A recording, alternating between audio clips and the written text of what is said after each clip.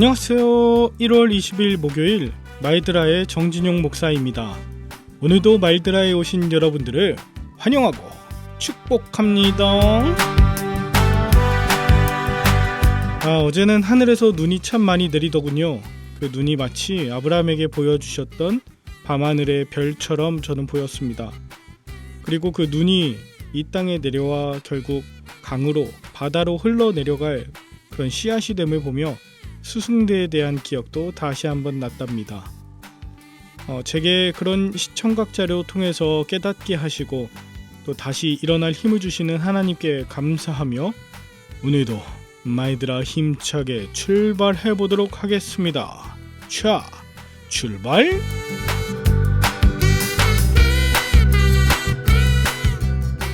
오늘은 창세기 16장을 살펴봅니다. 16장은 1절부터 아브라함의 아내 사레는 출산하지 못하였고 라고 하면서 시작합니다. 그리고 이어서 2절에 사레는 아브라함에게 자신이 출산하지 않은 것을 여호와께서 허락하지 않으셨기 때문이다. 그래서 여종을 통해 아이를 낳아야 할 것 같다고 제안합니다.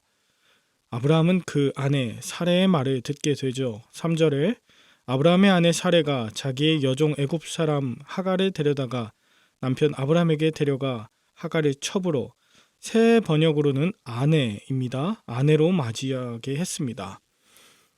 그리고 하갈은 임신을 하게 되는데요. 하갈이 임신하자 사레를 업신여기게 됩니다. 이에 사레는 자신이 받는 모욕 이것을 아브라함이 받아야 마땅하다라고 하면서 여호와께서 사레와 아브라함 사이에 누구의 책임인지 판단해 주길 바란다고 그렇게 하소연을 합니다. 그랬더니 아브라함은 사레 당신의 여종은 당신이 맘대로 할 수 있으니 당신이 보기 좋을 대로 하길 바란다고 말해요. 결국 임신한 채 하갈은 사레의 학대를 피해서 광야로 도망치게 됩니다.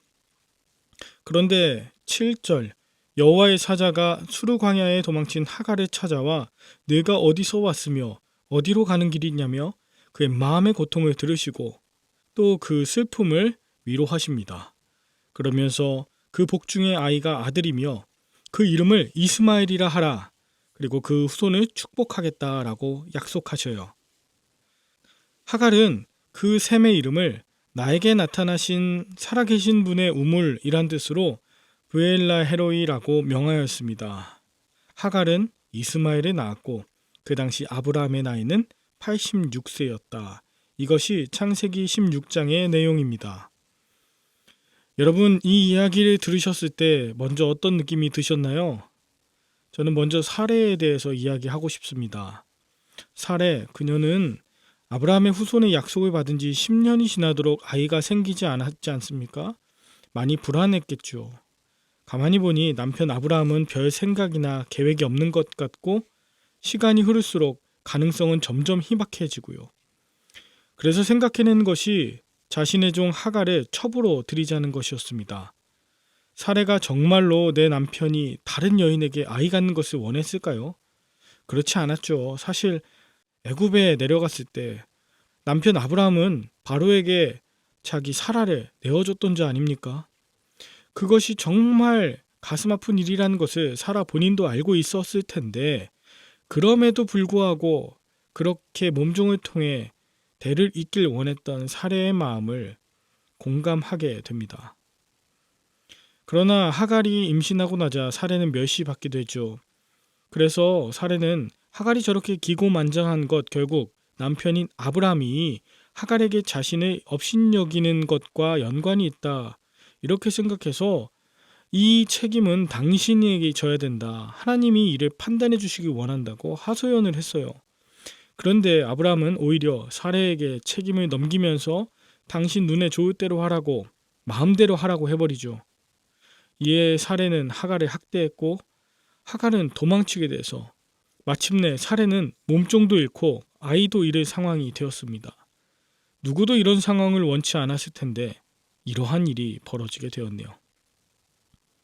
자, 이번엔 하갈의 입장에서 한번 생각해 볼까요? 하갈은 머나먼 타국 애굽에서 끌려온 종이었습니다.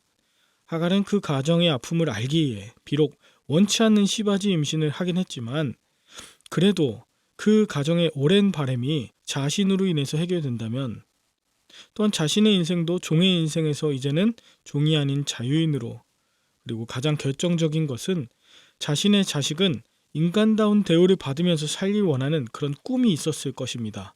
그런데 어땠나요? 자신이 임신을 하자 사레가 자신을 학대하는 것이었습니다. 하갈은 아이라도 살리자는 마음에 그 집을 무작정 뛰쳐나와 광야로 도망치게 되었습니다. 가슴 아픈 이야기입니다. 본인이 원치 않는 임신을 하고 또 게다가 학대를 받는 이런 일들, 자신을 사람이 아닌 도구로 보는 그런 사람들이 하나님의 자손이고 하나님의 복을 받았다고 하는 사실도 믿을 수 없었을 텐데. 자, 이제는 아브라함에 대해서 생각해 볼까요? 2절에 사레가 아브라함에게 여호와께서 내 출산을 허락하지 않으셨다, 그러니 여종 하갈을 통해서 임신하라, 이 말을 들었을 때 아브라함은 인간적으로 사레의 마음을 이해하고 위로하며 바로 앞장이었던 15장에서 하나님이 나에게 밤하늘의 별을 보여주시고 또 쪼갠 고기들 사이로 지나가는 불을 보여주시면서 하나님의 그 약속, 그거 기억했어야 해요. 그리고 가장 중요한 돕는 배필의 사명을 감당했어야 합니다.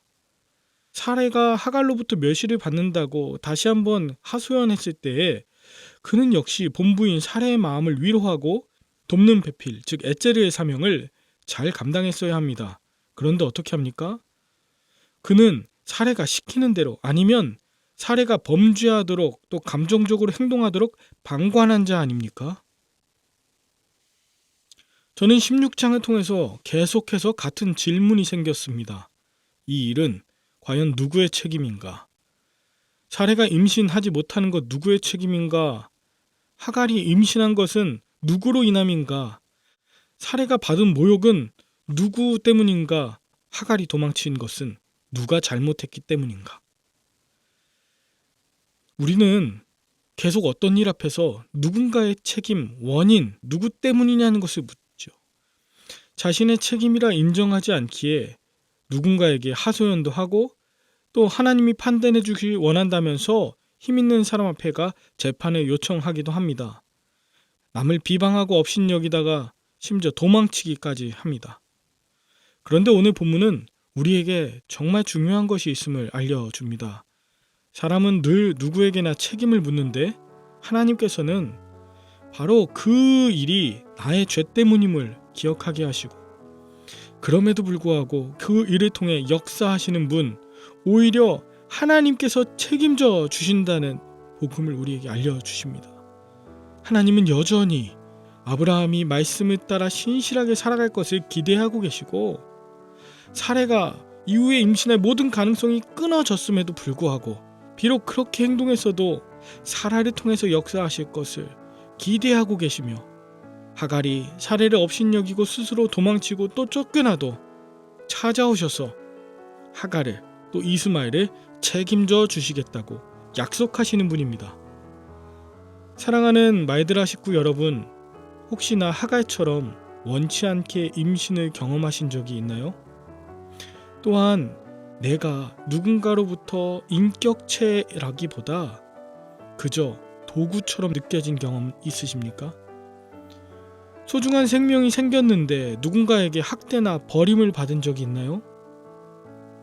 참고로 성경에서는 하나님의 이름을 통해서 우리에게 자신을 나타내시는데, 하나님은 엘로이, 감찰하시고 돌보시는 하나님이시다. 엘샤다이, 전능하시고 불가능이 없으신 하나님이시다. 엘로임, 모든 천지 만물의 창조주이신 하나님. 엘 엘yon, 가장 높으신 하나님. 엘칸나, 모든 것을 다해 사랑하신 하나님. 여호와 니시, 승리를 주신 하나님. 여호와 이레, 준비하시고 예비하신 하나님. 여호와 로이, 목자 되신 하나님. 여호와 라파, 치료하시는 하나님. 아도나이, 내 삶의 주인이신 하나님. 하나님이 이렇게 다양한 모습으로 다양한 상황 가운데 저와 여러분들에게 말씀하시고 찾아오시는 주님이십니다. 그러니 여러분, 하나님께서 내게 무엇이라고 말씀하셨는지 그 축복 기억하시고 앞으로 그 남은 약속들 이루어 가시는데 책임지고 힘쓰는 저와 여러분들의 남은 날들이 되길 원합니다. 기도하겠습니다. 하나님 아버지, 우리의 지혜, 우리의 감정을 따라 했다 기대했던 것과 달리 내가 책임질 수 없는 그런 상황에 놓이기도 하고 사람이 미워질 때도 있었습니다. 그럴 때 내게 맡기신 모든 생명들 함부로 대하지 않고 오히려 귀히 여기며 세상에서 믿는 자의 본이 되도록 우리에게 주신 말씀 기억나게 하시고 샘 곁으로 찾아오신 하나님을 만나게 하여 주시옵소서. 고통하며 신음하는 자리 가운데 들으시고 다시금 가정마다 회복되길 원하시는 예수님의 이름으로 기도드립니다. 아멘. 오늘도 하나님 찾아오시는 복된 하루 되시길 바라며 저는 내일 다시 뵙도록 하겠습니다. 샬롬.